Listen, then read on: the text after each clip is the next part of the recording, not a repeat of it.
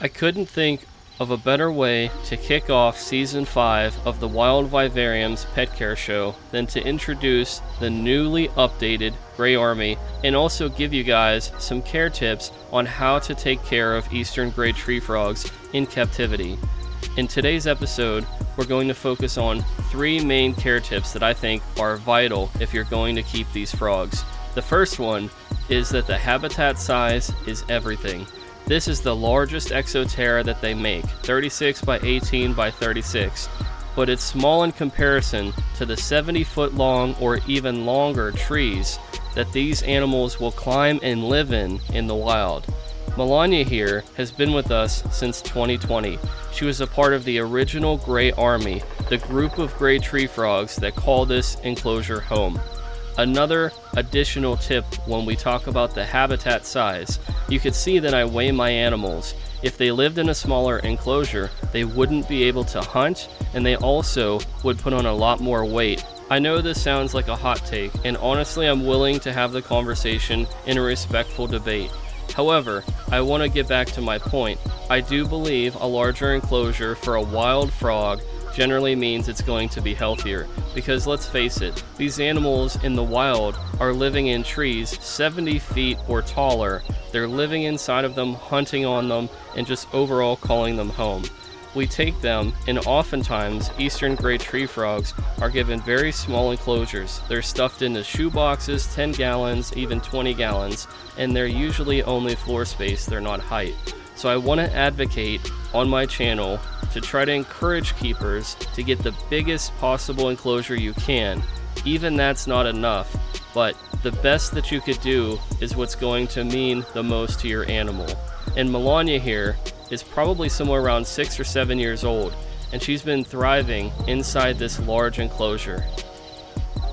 I think we're going to have to talk about tank size in a separate video, but for now, let's transition into tip number 2, and that is a varied diet. Gray tree frogs in the wild are generalist predators, which means they eat a lot of different prey items, typically whatever is on the tree that they're sleeping in or they're living in. A lot of times in scientific reports, it's beetles, moths, ants, and I even believe some bush crickets. However, in captivity, we have to do better than just crickets and mealworms. Dubia roaches are so easy to colonize if you get over the stigma that it's a cockroach. You could buy ants from Tar Heel Ants. There's also so many different things on the Josh's Frogs website, and that's where I get all of my feeders from. And if you like the plants that are seen in the enclosure, and of course you want to find the feeder insects, feel free to look at my affiliate link below.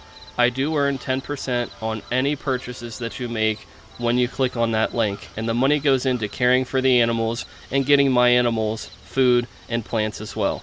But getting back into a varied diet, it's very important that we try to give as much variety as we can. Think about it for yourself. If you went home and only ate sloppy joes or ramen noodles the rest of your life for 20 years, not only would that be the most boring dinner ever for 20 years, but you would also lack a lot of nutrition, and it could cause you to get sick.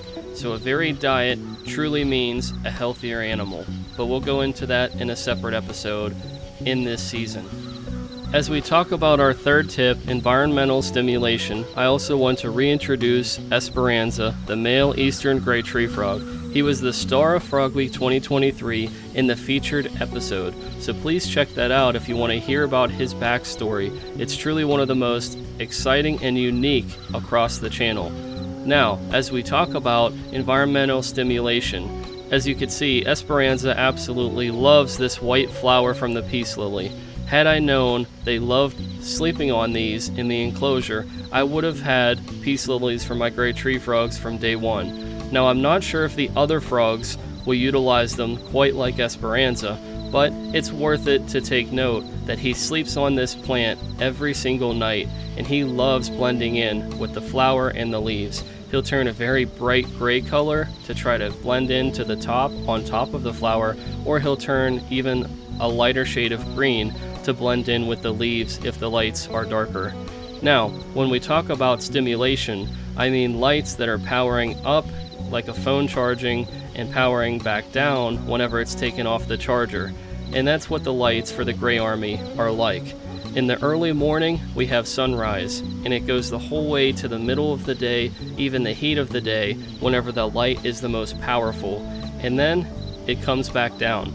This light gradient is something that the animals have really become used to inside this enclosure. And honestly, I think it's the future for how we keep frogs and toads in captivity.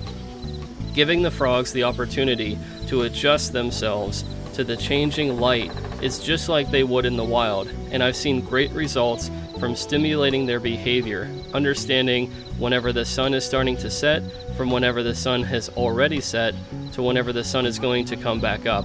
It truly signifies to these animals what they need to be doing inside the enclosure. And as you can see, Esperanza is one happy frog. Not only does he have a beautiful lighting situation, but he has fog and also misting systems, which you could see the nozzles in the back. Esperanza truly enjoys the fog and the misting, as he would in the wild.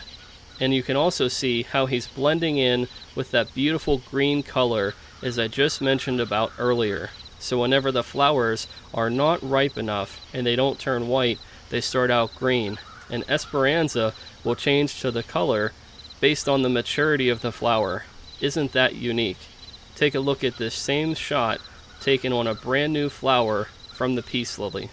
But anyway, environmental stimulation is one of the most important things that we could give to our animals. Like I said, foggers, misting systems, they're going to help with humidity, and also they're going to give the frogs a lot of hydration.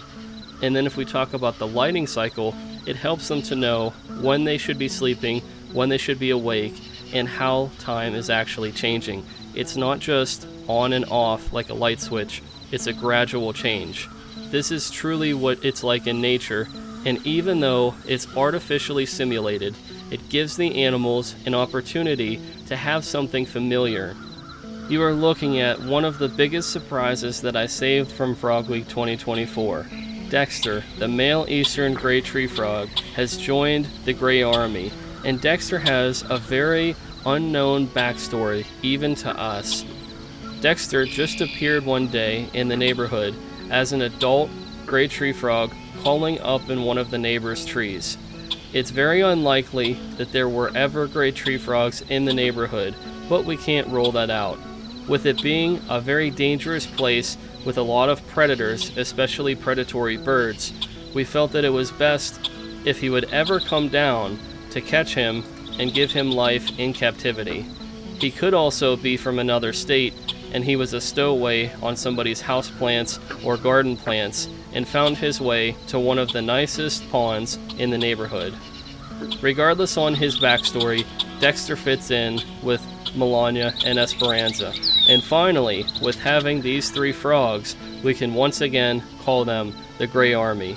And I'm so very excited and optimistic that we're going to get great content from the behavior and the habits of these beautiful gray tree frogs.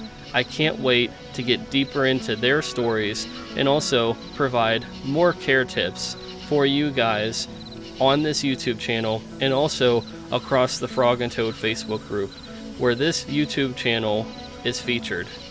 And yes, another bonus tip, get peace lilies if you're going to keep tree frogs, especially gray tree frogs, because apparently it seems to be one of the favored plants. The only reason that this works with Dexter and Esperanza and Melania is because this is the largest enclosure that I could offer. And honestly, this bonus tip of fewer frogs per habitat is one of the most important. If we don't crowd the enclosure, we have the chance to see more naturalistic behavior. I personally think, subjectively, a male and female group works best.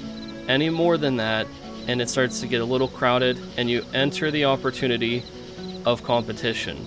That's for another story. The other tip, and the last tip for this episode, is you should consider getting security cameras. Take a look at all of the amazing scenes I was able to capture from my security camera.